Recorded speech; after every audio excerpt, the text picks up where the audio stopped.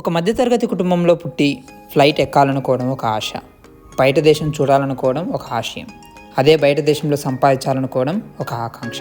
Hello friends, welcome to our channel. ఈరోజు మన భారతదేశం నుంచి నేను చైనా ప్రయాణాన్ని మీకు ఈ వీడియోలో చూపించాలనుకుంటున్నాను. బయట దేశానికి ప్రయాణించడం నాకు 5వసారి. చైనా నేను ప్రయాణించబోయే 4వ దేశం. మొదటిసారి నేను సంవత్సరం పాటు భారతదేశాన్ని వీడి ఉండబోతున్నాను. నా పేరు శ్రీనాథ్. మాది మన తెలుగు రాష్ట్రమైన ఆంధ్రప్రదేశ్ చిత్తూరు జిల్లాలోని శివరామపురం అనే ఒక చిన్న గ్రామం. నేను ఎడ్యుకేటెడ్ ట్రిపుల్ ఆర్కే వ్యాలీలో ఎలక్ట్రానిక్స్ అండ్ కమ్యూనికేషన్ ఇంజనీరింగ్ పూర్తి చేశాను. హైదరాబాద్లో జెడ్ఎఫ్ అనే ఒక ఆటోమోటివ్ కంపెనీలో సాఫ్ట్వేర్ ఇంజనీర్గా గత 5 సంవత్సరాల నుంచి పనిచేస్తున్నాను. నేను మా కంపెనీ తరపున ప్రయాణిస్తున్నాను. దీనికి సహకరించిన జెడ్ఎఫ్ సంస్థ యాజమాన్యానికి నా ప్రత్యేక కృతజ్ఞతలు. ఈరోజు నాతో పాటు నా ఫ్రెండ్స్ హైదర్ అలీ అండ్ వినోద్ అంబటి కూడా ట్రావెల్ చేస్తున్నారు. నా ప్రయాణం మా సొంత ఊరు నుండి మొదలైంది. మా అమ్మ నాన్న, మా అత్త మామ నన్ను హైదరాబాద్ పంపడానికి బస్ స్టాప్కి వచ్చారు. మా అత్త నా కోసం వంటలు చేయడానికి మరీ వాళ్ళ ఊరు నుంచి వచ్చింది. ఈరోజు నేను చైనా ప్రయాణించడానికి 2 ఫ్లైట్స్ మారాల్సి ఉంది.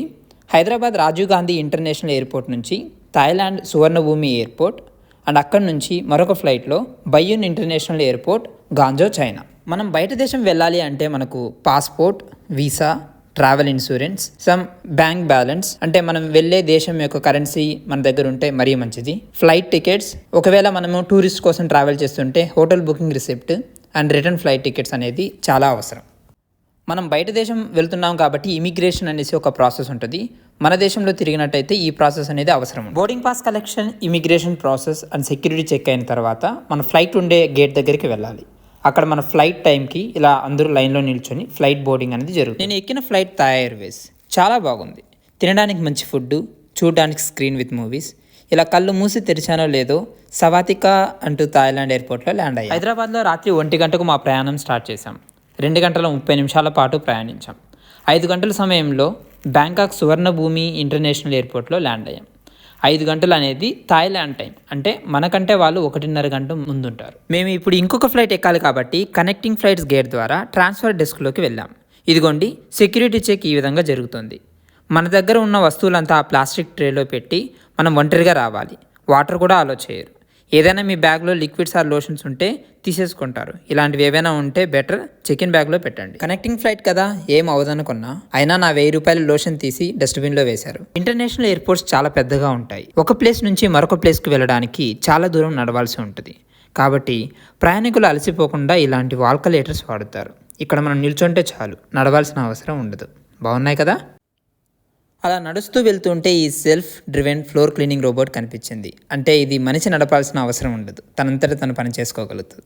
నేను కావాల్సిందిగా దానికి అడ్డంగా నిలబడ్డా. పక్కకెళ్ళరా అంటూ పొలైట్గా చెప్పింది.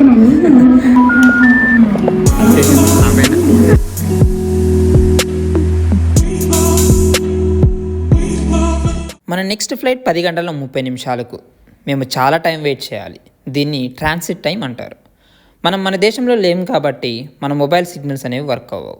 భయపడాల్సిన అవసరం ఏం లేదు. మనకు ఎయిర్పోర్ట్లో కొన్ని ఫ్రీ వైఫై సర్వీసెస్ ఉంటాయి. వాటికి కనెక్ట్ అయ్యి ఇంటర్నెట్ వాడుకోవచ్చు. మనకు ఇలాంటి ఛార్జింగ్ స్టేషన్స్ కూడా ఉంటాయి. ఇక్కడ యూఎస్బి పవర్ అడాప్టర్స్ ద్వారా ఛార్జ్ చేసుకోవచ్చు.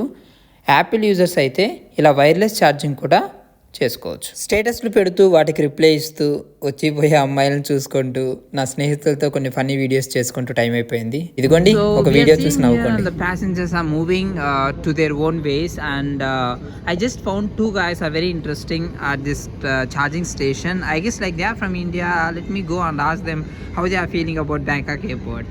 Hi guys, good morning. So where are you from?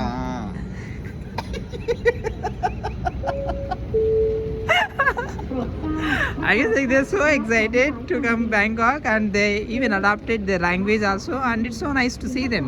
Have a great trip. ఇక్కడ ఉన్న వాళ్ళంతా మాతో పాటు ప్రయాణించే సహ ప్రయాణికులు. ఇదిగోండి, ఇదే మేము ప్రయాణించబోయే మరొక విమానం. ఆ చివరన కనిపించే గొట్టం నుండి నడుచుకుంటూ వెళ్ళి విమానం ఎక్కుతాం. థాయ్ ఎయిర్వేస్ అనే సంస్థ దీన్ని నడుపుతోంది. ఇలా విమానం మొదలవక ముందు విమాన సిబ్బంది వచ్చి ఇలా అన్ని రకాల టెస్టులు చేసి విమానం యొక్క కండిషన్ని చెక్ చేస్తారు. మన బ్యాగేజ్ అంతా విమానంలో నింపుతారు.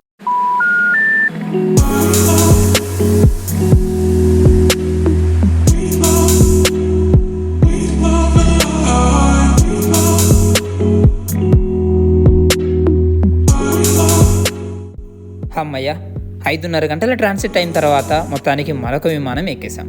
చాలా కలర్ఫుల్గా ఉందండి. నేను ఇప్పటివరకు ఎక్కిన విమానాల్లో ఇదే నాకు చాలా బాగా నచ్చింది. దీనిలో ఎన్నో అబ్బరపరిచే విశేషాలు ఉన్నాయండోయ్. వీడియో చివరి వరకు చూడండి. ముందు భాగంలో ఒక చిన్నపాటి టీవీ ఉంది, కాస్త ఓల్డ్ మోడల్. మడవడానికి వీలుగా ఒక చిన్నపాటి ర్యాక్ ఉంటుంది. మనం తినేటప్పుడు మన వస్తువుల్ని పెట్టుకోవడానికి దీన్ని వాడుకోవచ్చు. విమానం గాలిలోకి ఎగిరే సమయంలో దీన్ని వాడడానికి వీలుండదు. విమానంలో కాస్త చలిగా ఉంటుంది కాబట్టి కప్పుకోవడానికి ఒక దుప్పట్టా ఇచ్చారు. విమానంలో మనం తప్పనిసరిగా ఇలా సీట్ బెల్ట్ పెట్టుకోవాలి. ఈ రిమోట్ ద్వారా ఆ టీవీని కంట్రోల్ చేయొచ్చు.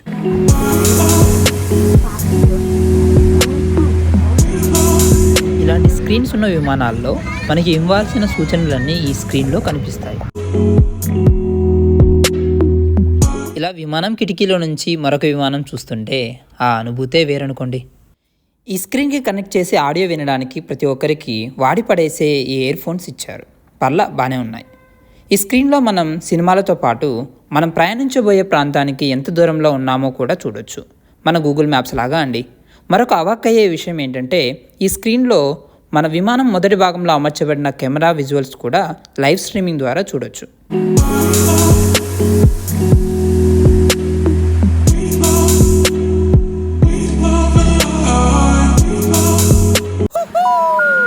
టేకాఫ్ అవుతుంది, చూసి ఎంజాయ్ చేయండి.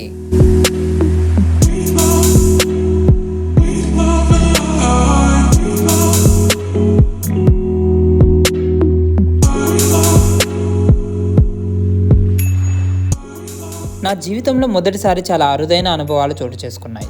విమానంలో వెళ్తూ మరొక ఎగిరే విమానాన్ని చూడటం, పైనుంచి కింద వెళుతున్న షిప్లను చూడటం, వెళ్తున్నప్పుడు ఆకాశంలో వర్షం పడటం కాస్త భయమేసిందనుకోండి. ఇలా ఎన్నో విషయాలు. కాసేపటి తర్వాత విమాన సిబ్బంది తినడానికి ఫుడ్ తీసుకొని వచ్చి ఇచ్చారు.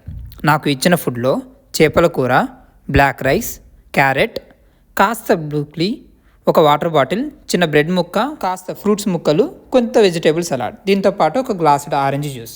విమానంలో వైన్ కూడా దొరుకుతుంది. మనకు కావాలి అనుకుంటే ఎంతైనా తాగొచ్చు. తృప్తిగా కాసేపు తినేసి కిటికీలో నుంచి ప్రపంచాన్ని చూడడం మొదలుపెట్టాను.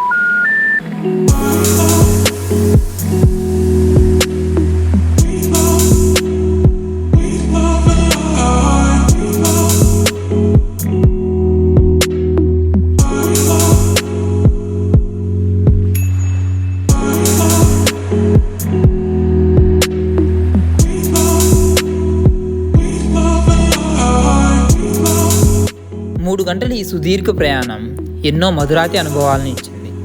పచ్చడి తోరణాల మధ్య ఆకాశానంటే భవనాలతో ఈ గాంజో నగరం మాకు స్వాగతం పలుకుతూ విమానం మా గమ్యస్థానానికి సజావుగా క్షేమంగా తీసుకెళ్ళింది.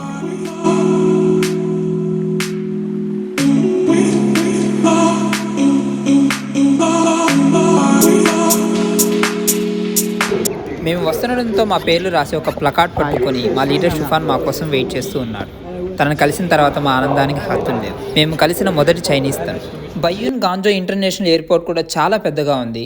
కొన్ని కొత్త సిమ్ కార్డ్స్ కొనుక్కొని మా హోటల్ రూమ్కి బయలుదేరాం. ఇదండి మీ తెలుగోడి ప్రయాణం తెలుగు దేశం నుంచి ఈ చైనా దేశానికి. చివరిగా ఒక మాట, ఈ ఆనంద సమయంలో రాయప్రోలు సుబ్బారావు గారు రాసిన ఒక గేయం గుర్తొస్తుంది. ఏ దేశం ఎగినా ఎందుకు ఆలెడినా, ఏ పీఠం ఎక్కినా ఎవ్వరెదురైనా, పొగడరా నీ తల్లి భూమి భారతిని, నిలుపరా నీ జాతి నిండు గౌరవమని అంటూ.